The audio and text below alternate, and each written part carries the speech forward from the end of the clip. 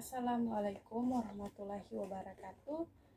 Perkenalkan, nama saya Utari Istanto dengan NPM 033021111111. Di sini saya akan menjelaskan tentang teori-teori perkembangan. Teori perkembangan menurut Crane 2007. Ada 14 teori yang dikemukakan oleh para ahli psikolog perkembangan, yaitu 1. Teori environmentalisme, 2. Teori naturalisme, 3. Teori etologi, 4. Teori komparatif, 5. Teori perkembangan kognitif, 6. Teori perkembangan moral, 7. Teori pengondisian operan, 8. Teori klasik, ke-9 teori pemodelan, ke-10 teori sosial historis, ke-11 teori psikoanalitik, ke-12 teori psikososial, ke-13 teori perkembangan bahasa, dan yang terakhir teori humanistik. Berikut ini beberapa penjelasan tentang teori-teori perkembangan. Yang pertama, teori environmentalisme. Teori ini menyatakan bahwa perkembangan ditentukan oleh lingkungan. Yang kedua, teori naturalisme. Teori naturalisme memandang bahwa anak berkembang itu dengan cara-caranya sendiri, melihat, berpikir, dan merasa. Yang keenam, teori etologi adalah studi tentang tingkah laku manusia dan hewan dalam konteks evolusi. Teori etologi dikemukakan oleh Darwin, Lawrence, Tinbergen, dan Bowlby. Charles Darwin tahun 1982 menyatakan bahwa perkembangan manusia dikembangkan oleh manusia dan ditetapkan oleh seleksi alam. Yang ketujuh, teori komparatif dan organistik. Teori ini dikemukakan oleh Heinz Werner tahun 1890 sampai 1964. Menyatakan bahwa perkembangan tidak sekedar mengacu kepada peningkatan ukuran, tetapi perkembangan mencakup pada perubahan-perubahan di dalam struktur yang dapat didefinisikan menurut prinsip ontogenetik. Yang ke-8, teori perkembangan kognitif. Teori ini digagas oleh Jean Piaget pada tahun 1996 sampai 1980. Dia menyatakan bahwa tahap berpikir manusia sejalan dengan tahapan umur seseorang.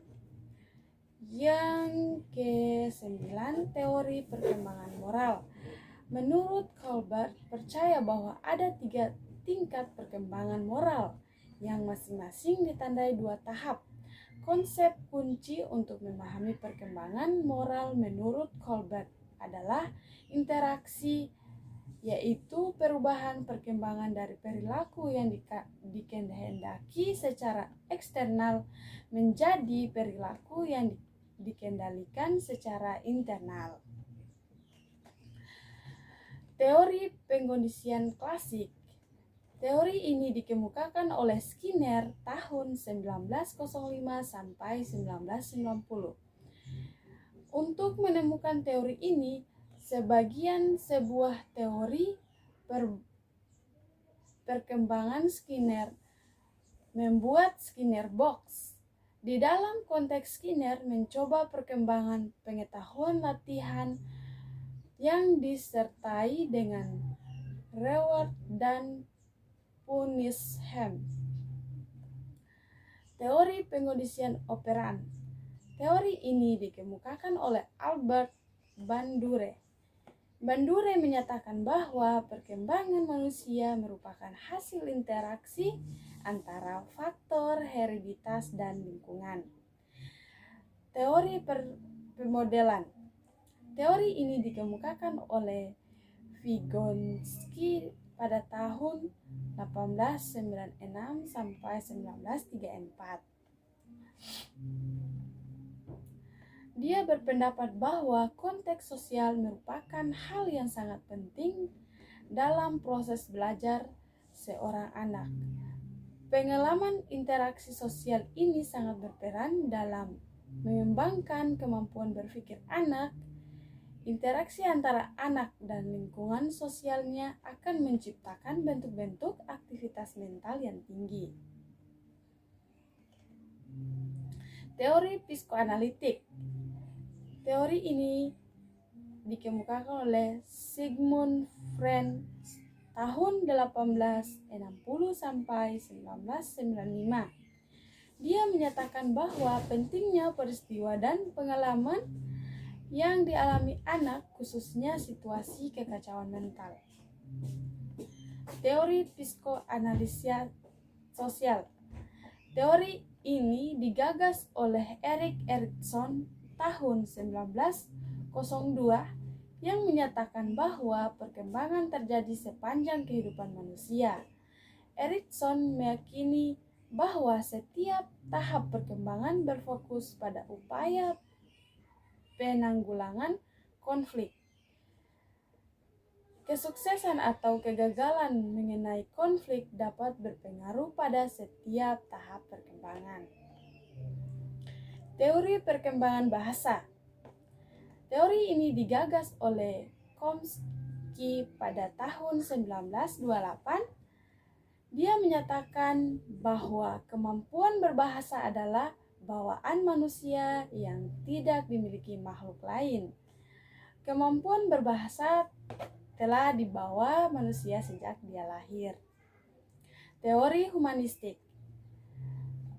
Menurut Maslow, pertumbuhan dan perkembangan manusia ditentukan oleh hakikat batin yang esensial dan biologis. Itulah penjelasan materi dari tentang teori perkembangan. Semoga bermanfaat. Mohon maaf apabila masih banyak kekurangan. Berjumpa lagi di video selanjutnya. Terima kasih.